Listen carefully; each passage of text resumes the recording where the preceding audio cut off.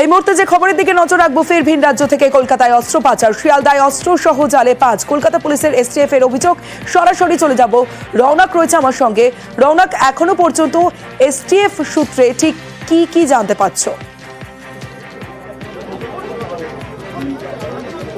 দেখো, একেবারেই কলকাতা পুলিশের স্পেশাল টাস্ক ফোর্সের কাছে একটি টিপস আছে। ঠিক 7:30 থেকে 8টা নাগাদ সুরেন্দ্রনাথ কলেজ থেকে ঠিক 100 মিটার দূরে এই যে মহাত্মা গান্ধী রোড, তার পাশ থেকে 5 জনকে আটক করে কলকাতা পুলিশের এসটিএফ। তাদের কাছে খবর আসে তাদের কাছে অস্ত্র ছিল। ইতিমধ্যে সেই যে অভিযান তাদের চলছে। সিজার লিস্ট তৈরি করার যে প্রক্রিয়া, সেই প্রক্রিয়া এখানে চালাচ্ছে কলকাতা পুলিশের স্পেশাল টাস্ক ফোর্সের আধিকারিকরা। মুচিপাড়া পিএস এর আধিকারিকরা উপস্থিত রয়েছেন। তোমায় ঠিক জানিয়ে দেবো, আজ থেকে 2 মাস আগে, গত বছর নভেম্বর মাসের 9 তারিখে ঠিক সুরেন্দ্রনাথ কলেজের সামনে থেকেই যে মোহাম্মদ ইসমাইল বলে একজনকে গ্রেফতার করা হয়েছিল, কারণ তার কাছ থেকে 2টি আগ্নেয়াস্ত্র পাওয়া গেছিল এবং জানা গেছিল যে মুঙ্গের থেকে সেই আগ্নেয়াস্ত্র নিয়ে এসে এখানে পাচার করার ছক করছিল। 2 মাস কাটতে না কাটতেই ঠিক একই জায়গা থেকে 100 মিটার দূরত্ব থেকেই কিন্তু এই 5 জনকে আটক করলো আবারও কলকাতা পুলিশের এসটিএফ। সিজার লিস্ট তৈরি করার যে প্রক্রিয়া, সেই প্রক্রিয়া কিন্তু চালানো হচ্ছে এসটিএফ এর তরফ থেকে। এমনকি এই যে ফাস্টফুডের যে দোকান, এখানেই কিন্তু তাদেরকে পাকড়াও করে তারা, এবং গোপন সূত্রে তাদের কাছে খবর আসে। এখনো পর্যন্ত যেটা জানা যাচ্ছে, এই 5 জন কিন্তু মূলত উত্তরপ্রদেশের বাসিন্দা। এবার যে মিডলম্যান অর্থাৎ অস্ত্র পাচারকারীর কাজ করতে গিয়ে আদৌ এখানে এইসব অস্ত্র তারা সঙ্গে নিয়ে ঘুরছিল নাকি অন্য কোনো নাশরিকতার ছক ছিল, সেই সমস্ত বিষয় কিন্তু কলকাতা পুলিশের এসটিএফ এর তরফ থেকে খতিয়ে দেখা হচ্ছে। যে বিষয়টি সামনে আসছে, ঠিক গত 2 মাস আগে সুরেন্দ্রনাথ কলেজের যে পাশেই একদম যেভাবে একজনকে গ্রেফতার করা হয়, 2 মাস পর আজও কিন্তু ঠিক সেই জায়গাতেই এই 5 জনকে আটক করলো কলকাতা পুলিশের এসটিএফ। এবং জানা যাচ্ছে যে তাদের কাছে অস্ত্র উদ্ধার হয়েছে, তার জন্য 2টি অস্ত্র উদ্ধার হয়েছে বলেই এখনো পর্যন্ত তা জানা যাচ্ছে। এবং 5 জনই কিন্তু প্রাথমিকভাবে উত্তরপ্রদেশের বাসিন্দা বলেই জানা যাচ্ছে।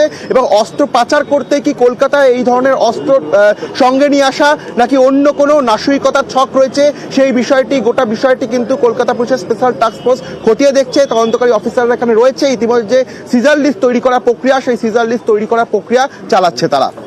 রৌনক, সঙ্গে থাকো। ফের ভিন রাজ্য থেকে কলকাতায় অস্ত্র পাচার, শিয়ালদায় অস্ত্র সহ জালে 5। কলকাতা পুলিশের এসটিএফ এর অভিযান, এবং 2 মাস আগে এই জায়গা থেকে একজনকে অস্ত্র সহ গ্রেফতার করা হয়। 2 মাসের মধ্যে একই জায়গা থেকে 5 জনকে আটক করলো এসটিএফ এবং অস্ত্র উদ্ধার হয়েছে। যেমনটা জানা যাচ্ছে যে 2টি অস্ত্র উদ্ধার করেছে এসটিএফ এর যারা আধিকারিকরা রয়েছেন। গোপন সূত্রে খবর পেয়ে হানা এবং একটি রেস্টুরেন্ট থেকে, সেখান থেকেই এদের 5 জনকে আটক করে।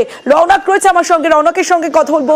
রৌনক, আরো একবার জানতে চাইবো যে এই যে 5 জনকে আটক করেছে এসটিএফ, এই 5 জনের সম্পর্কে কি তথ্য উঠে আসছে, এবং এই যে অস্ত্র নিয়ে তারা শুধু মূলত পাচারের উদ্দেশ্য ছিল নাকি অন্য কোনো উদ্দেশ্য ছিল, এর পিছনে কি জানা যাচ্ছে?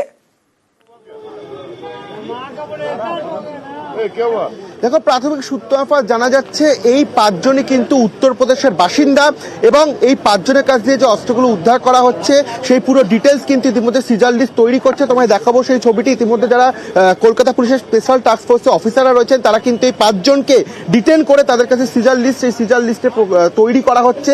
এবং তোমাকে যেটা জানিয়ে রাখবো যে ঠিক 2 মাস আগেই এই সুরেন্দ্রনাথ কলেজের সামনে থেকেই একজনকে গ্রেফতার করা হয়, এবং জানা যায় পরবর্তীকালে মুঙ্গের থেকে অস্ত্র নিয়ে কলকাতায় পাচার করতো সে। এবং 2 মাস পেরোতে না পেরোতেই ঠিক সুরেন্দ্রনাথ কলেজ থেকে 100 মিটার দূরে এই 5 জনকে আটক করলো কলকাতা পুলিশের স্পেশাল টাস্ক ফোর্স। এবার তদন্তের বিষয় যে আদতে তারা অস্ত্র পাচারকারী না অন্য কোনো নাশরিকতার ছক ছিল, কি অস্ত্র উদ্ধার হচ্ছে তাদের কাছে, সেই পুরো বিষয়টি এখনো কিন্তু তারা তদন্ত সাপেক্ষ।